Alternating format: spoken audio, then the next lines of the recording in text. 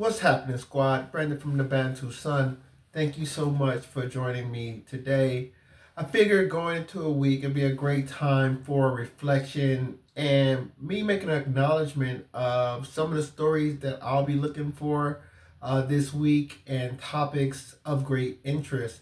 And it's primarily two topics that I'm looking to see unfold, and maybe they reveal themselves this week, but I'm definitely watching one. You have the U.S. is ramping up sanctions. It's steadily, progressively ramping up sanctions. Obviously, it's doing this to wean the world away from Russia. So they're ramping up sanctions on Russia. And I've always said from the get go, economics is about markets.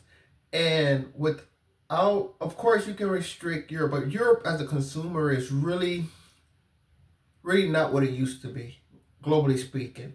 And if you're not doing anything with Russia and China, I mean, with China and India, which are the two, I think, great markets of the world, of course, you have America. But as far as consumption, accessing, like, this is why it's been such great overtures made with China, is because American companies want access to those billion people, and India is steadily rising as well. And with that access, you're trying to build relationships.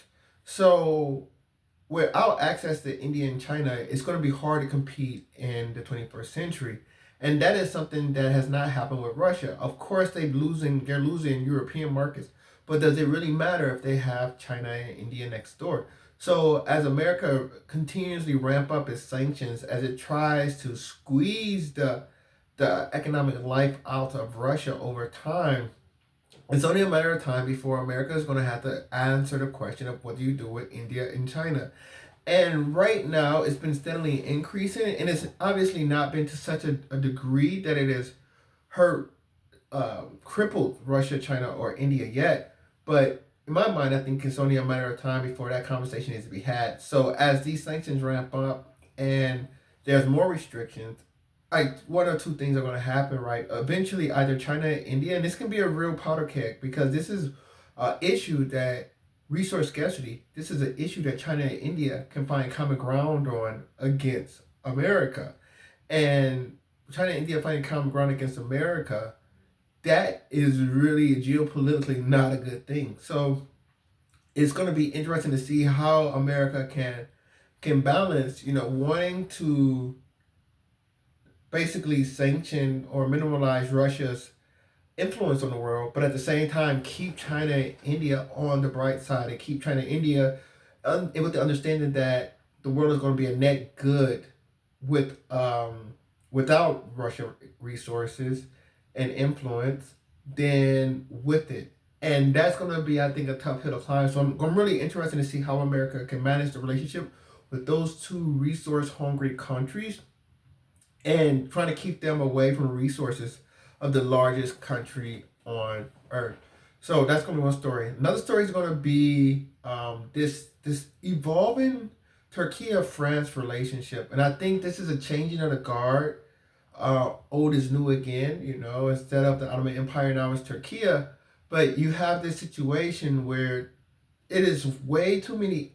Their relationship is basically be turned into a zero sum game for mastery of the Mediterranean.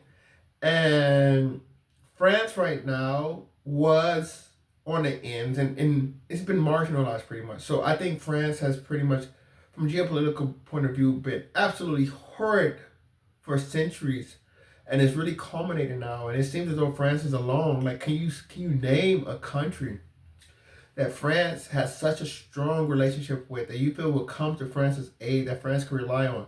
Now, historically, geopolitically speaking, that country would have been Russia. But France is in a Western alliance bloc. And in doing so, they have ostracized a natural ally in Russia. So they have no type of mitigation. Right now, they're just alone. They're out there. You really got to see where they're coming to, from a planet or strategic point of view. And the person that benefits, obviously, if it's so amazing how geopolitics work, because France's natural ally is Russia. And just as though France is at odds with Turkey right now in the Mediterranean, who is the natural enemy of Russia? Turkey. Like Turkey has been a natural enemy. The Ottoman Empire has been a natural enemy of Russia. When one rises, the other one wanes, and it's historically been the case.